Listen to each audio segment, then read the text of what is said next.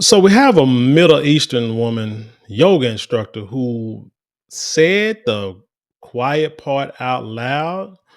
And what I want to tell her is welcome to the program. But let's get into the story. This is from Shine My Crown. Now, what's interesting about this story, and you're gonna see, I'm gonna pull this up on the screen, and there's gonna be a lot of ads and stuff. I'm gonna try to clip that out as much as possible. But it's funny because when I try to click on this website, and I've been on this website a few times, done a few stories from this website. When I try to actually click on the actual Shine My Crown link, I get this big red screen saying that it's dangerous and you got to go back, can't go into it, which is very interesting. I wonder, does it have anything to do with the content that they put out? That's gearing towards, well, black women in particular, but black people in general. So this is from newsbreak.com by way of Shine My Crown, and it reads, why are mediocre hot women the face of yoga? Yoga teacher Divya calls out racial bias in wellness industry. Very interesting. Let's get into it. It said, oh, don't forget to like, share, comment, and subscribe. When you do subscribe, hit the notification bell so every time I drop a video, you will be the first to know about it. It says Divya Bala, a respected yoga teacher, wellness coach, and digital creator based in New York City, is making waves on Instagram. And every time I try to click on one of these links, it does the same thing, like bam, like the big red screen. So I had to go out. So we'll see the Instagram post in a second. Is making waves on Instagram for challenging what she calls the algorithmic erasure of South Asian voices in modern yoga culture. In a post accompanying video, in a post and accompanying video that has gone viral since Friday, May 23rd, which is yesterday, Divya took aim at the wellness industry's overwhelming preference for white influencers, despite yoga's deep South Asian roots. Man, are my FBAs feeling a connection here? Does this feel like deja vu to us? But let's go. Quote, why are mediocre white women the face of yoga in inherently South Asian practice? Divya asked in a video shared on her at Divya Bala Instagram account. Like I said, try to click on it, wouldn't let me do it. But you know what? I want to look at this picture. One, you got these nails. These are not natural. I don't know if this is a South Asian heritage thing here, but I know over here in America, this is ghetto as hell. A longtime practitioner with over 20 years of experience and more than 6 years as a content creator, Divya says she's poured her heart into producing free, high quality yoga resources. From YouTube classes to podcasts, yet consistently sees lower engagement compared to white creators offering far less substance. Noting, they are summarizing complex concepts, using trends to stay current, paying attention to production value, all while offering incredibly valuable resources for free. Divya wrote of fellow yoga creators of color. Yet their accounts are almost always relatively small with less engagement. And I'm not a yoga person, and I won't be surprised that after I do this video, if you watch, and for myself and y'all too, that yoga videos may start popping up on your algorithm. So y'all let me know if they're of Eastern Asian or if they're of, westernized white women. Meanwhile, she notes the most promoted content by social media algorithms often feature what she describes as basic v- vinyasa flows. I don't know too much about the language. I'm sorry. Or hypersexualized expressions of a posture performed by white women or muscular white men, co-opting the aesthetics of Eastern spirituality with performative reverence. Now, this is something that I do see. No matter, and it has nothing to do with yoga.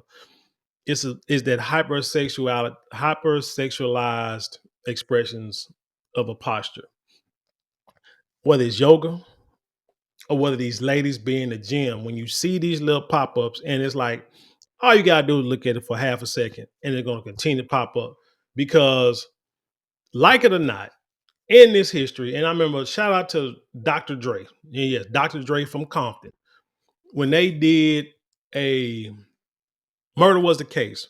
When they did the little mini movie, Murder Was the Case with Snoop Dogg back in the day, and I got that. I think I got the VHS. Yeah, I think I got the VHS back in the day. When they was interviewing, they was doing like behind the scenes interviews. Dr. Dre said that sex sells, murder sells. And this was in the mid 90s, early mid 90s when he said this. He said, so that's why they did in that video, they had like, it was about murder was the case because those things sell in America.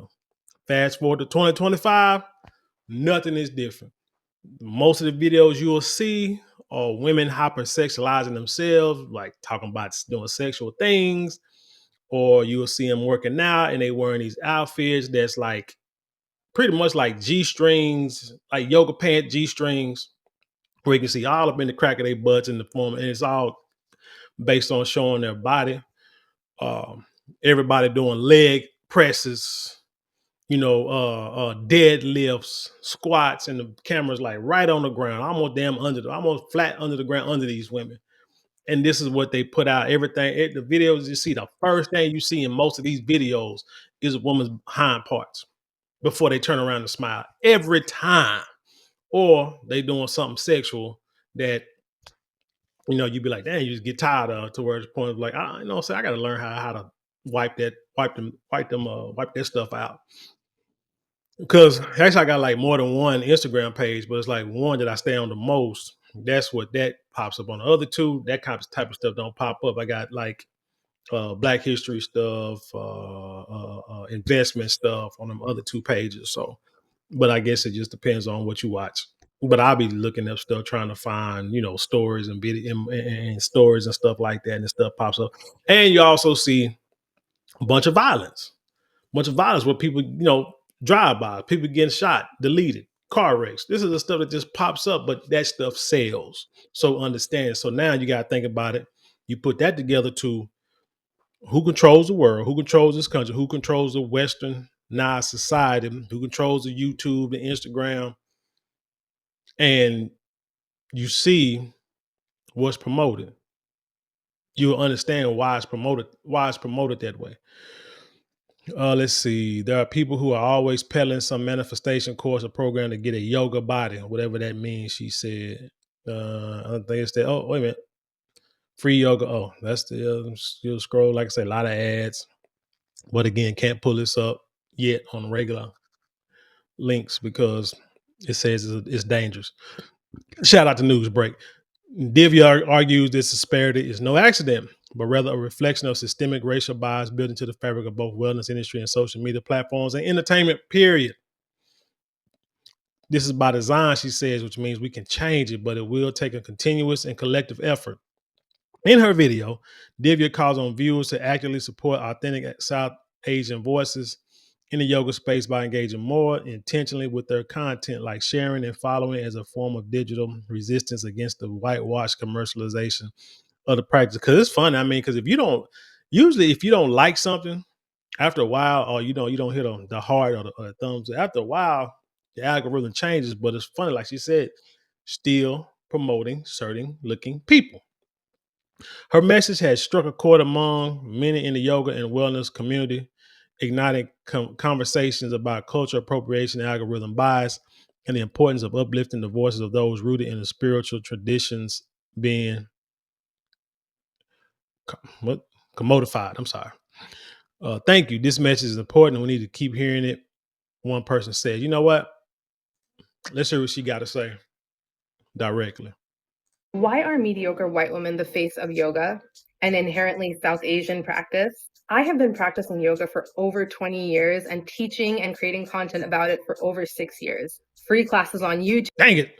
You know what? I'm going to have to mute that because that has a Lauryn Hill song, and I have posted Instagram posts before with music, and they do like copyrights. And when they hit you with that copyright, it don't hurt your channel, or you got to have like shared. If you they either demonetize it, hit you with a copyright strike. So you know what I'm saying, and to the point that if it is monetized at all, not this one, But if it is monetized at all, then you got to share the revenue, which that's not a problem with me. I could care less. But the thing about it is, for some reason, I find out that when they hit you with like a copyright, music copyright strike, any kind of copyright strike, man, views stop. Like you're getting like little to no views. Like it's like I got a video. Matter of fact, did one with P Diddy and Cassie, and I got like about 55 videos, I mean 55 views, and then boom, got hit with like a copyright plus one, and I don't think I got a view since. You know what I'm saying? And I don't get I ain't gonna say I get like a lot of views all the time anyway, but that was like a top news story at the time. So I'm like, man, I'm not even finna fight YouTube on this stuff. It just now I just keep it moving and keep going with the ones. And because I'm still figuring it out, learning it. So we'll just go from there. But let's see. Let's read provocatively in the name of yoga, muscular white men praying to a status of Buddha in phony reverse because that's simply what the algorithm, we'll just read it, rewards. Meanwhile, South Asian creators like myself who have been, authentic lineage of yoga for years get left behind, probably studying, simply because we don't feed into the hypersexualization of yoga because we know what it is an inherently spiritual and internal practice. All I ask of you is that when you see my content, please engage with it. I said, why mediocre, you know, women are the face of yoga. Don't get mad. Let's talk about it. Now, she's saying the word mediocre. Now, that right there, you're getting in your feelings.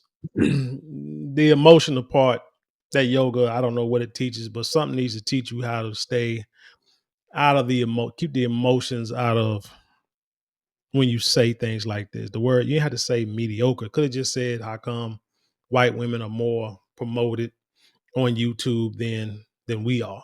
You know what I'm saying? Than the people that actually uh created this, in the yoga and the Asian people. Probably should have kept it at that. But I understand what she's saying because gatekeeping. We in our community promote trying to gatekeep what we created. Like let's say music, hip hop. Hip hop, 50 years of hip hop was what last year? And they try to make it a big thing, but then you have people trying to say that FBAs then created it was FBAs and Jamaicans, FBAs and Puerto Ricans, FBAs and people from the West Indies, FBAs and FBAs and West Africans, everybody but what I'm saying, Foundation of Black Americans created hip hop. And it was like we're trying to need to gatekeep music because them folk has taken the jazz, the rock and roll, the blues, try to take the R&B, but they control it all.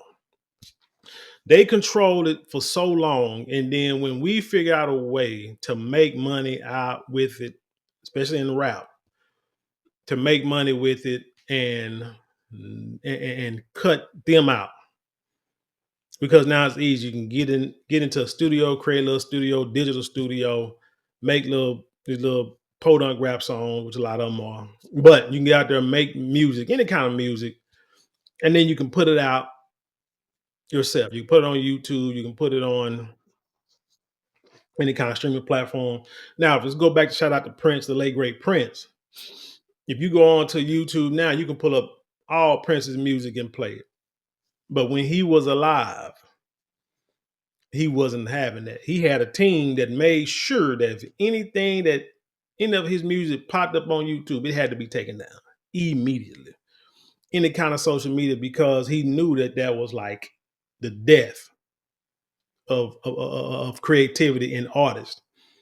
Because you can sit here, from what I see, you can stream a song a million times and get paid pennies. You know what I'm saying? But let's say if you put out your own music, tangible, and I love still buying tangible music, records, like I told you. I still got CDs. Now, a lot of times you can buy a record and then they'll send you also a digital copy too. But I get digital copies of things that I have on CDs, on vinyl, or even cassettes back in the day. I still got cassettes down here somewhere. But I like the tangible music, books too, because one, it's authentic. And then, but from an artist creativity standpoint, when you selling music, because hell, I used to shoot, used to try to sell music, used to try to have a record label and sell music back in the day myself. But I studied the music business, and you could sell like a million records and they were like $33,000 as an artist, easily. Easily. I'm like, something ain't right about that. So you get to read and study and you figure out how to really make money, which means you got to own your publishing, own your masters, do the touring, put the music out yourself, do the back in the day you should have distribution places. You should have places that you can make 1,000 CDs, like 100 CDs for $1,000, something like that. 1,000 CDs for $1,000. You know what I'm saying? You can make CDs with the cover, art cover, and everything else for like 1,000, but no, but then the artwork itself is what would cost you the money. But blanks in the booklet with like a couple of colors cost you $1,000 for 1,000 CDs. Easy. And then you can go out there and sell them. Now, it used to be more than that, but then as time went on and product supply and demand, product easy to get, blank CDs is easy to get. Then people start being able to print stuff on a printer at the house. You know what I'm saying? Print copies of you CDs at the house. It just came easier to do. But the thing is, you were still cutting out the middleman regardless. And you can sell your own record. Hey, you can sell them at the back of your trunk. You can go do shows, open mics, and stuff like that. People like it. Then you go and sell a CD outside. It used to be first like $20. And then it got down to like 10 bucks. And then it got to the point of 2 for 10. You know what I'm saying? But regardless, you were cutting out them folk. And that's not what they was having. That's not what they was having. They didn't want to have that. So then they claimed that people came and started pirating music or whatever. But it's funny how that Napster and that LimeWire turned into YouTube, turned into what's another stream? Whatever the hell streams they got. I don't know what they got. I know Jay-Z had one, but other little music streams are where you can put your music on there and folks can stream it. But then to come to find out you're getting paid pennies for thousands and thousands of streams of your music. And so now somebody's making money off your music, but again, now you making less than what you was making back in the day. Off you get a bunch of more fans, you can do more shows where you can make more money and demand that way. But music selling CDs, when you was able to sell your music yourself and cut the middleman out, you making 100% of profits. And folks are getting rich, not even leaving their own state. But now it's to the point of where you can go worldwide and still be broke as hell because somebody else is controlling the narrative. Same thing here. Them folk see something. Hell, what they do, but they'll take something. They'll see something that's that they feel they can make money off of, and they'll find a way to make money. They was probably doing yoga and wasn't making a dime off of it. But then somebody say, let's have them put on this certain outfit. Let's have them do these certain poses and put the camera at certain angles. Let's hypersexualize this. And then boom, the likes, shares, and watches and interactions go up. They selling clothing on, you know what I'm saying, on the side. And now they're making millions and billions of dollars. And those who like her, who's been doing this for 20 years, who really studied it, who understands the Karma Sutra and all that kind of stuff, the breathing mechanisms, what's some little dots the little colors, the chakras, all that kind of stuff. They've actually studied this. This is their way of life, and they're getting overlooked. But these folks who come in, fly by night, say, "Oh, I'm gonna do a yoga class. I'm gonna do a hot yoga class. Oh, we're gonna do this. This is how," and not really getting down to the fundamentals and understanding what it is to become a fad. But see, exercise is a fad. Every year, people in January are gonna join the gym for a little while. Or certain times, yeah, people going to join a gym, go there for a few weeks, and then stop going. But then they still paying membership, saying, "Oh, I'll go tomorrow, I'll go tomorrow," but then tomorrow never comes. This is how society is, and they understand that's how they can control it. But this lady is saying, look, I'm giving y'all real content. I'm giving y'all a basic understanding, kind of like videos I can do. I can give y'all backgrounds, studies, examples, and stuff like that. And those videos will not blow up. So you're dealing with that people don't really want to learn. They just want to be entertained. But she's doing, a great job and doing what she needs to do. But it's hard, man. It's hard out here. But yeah, gotta gatekeep it. You gotta gatekeep it. You know what I'm saying? I mean, if I was her, one, she speaks real good English, and that's I ain't gonna say that's what goes against her, because I mean she got her look, you know what I'm saying? She got the Asian look, but the her English is perfect. Her nails are westernized, and yet, she I don't know, but she want to claim that she's Asian is all outdoors. I mean, Middle Eastern, whatever, all outdoors, and talking about this yoga stuff. So, yeah, it's I don't know. Is it hypocritical? I don't know, but hey, to each his own. It is what it is. But yeah, gatekeep it. Go on, but you probably can't make money over there in your country because it's what y'all do. So I don't know, but I would still keep pushing. But she's right. She do. Matter of fact, let me hit a like on that. But she's right. Got to interact. Got to engage in these posts, whether it be YouTube, Instagram, TikTok, X. You gotta engage, and that'll get more people to watch it. Hell, I know I could watch a video, and instead of I don't actually have to like send videos to people. I just hit the like button or hit that heart. And then next thing you know, somebody will send me that same video. Like, man, you see that? Yeah, I saw that. Matter of fact, I saw that last week. But anyway, tell me what you think about what she's saying, man. Is she on to something? I think she is. Yeah, they control. You gotta understand who control the social media, who control the purse string. So yeah, they can promote what they want to and make the money off of it and give you no credit. Don't know the history, don't know the realism. Matter of fact, I want y'all, let's see if y'all can see. Let's just see her page. She is a yoga instructor. Okay. Doesn't have like an hourglass figure. She's a little heavy set. All right, I get it. But she understands, like say, yoga. I mean, it's not like you wouldn't talk to her. Yep. See what I'm saying? So I mean, she's not really, built like the westernized people, whatever. But I mean, but she does her yoga. Let me see. Mhm.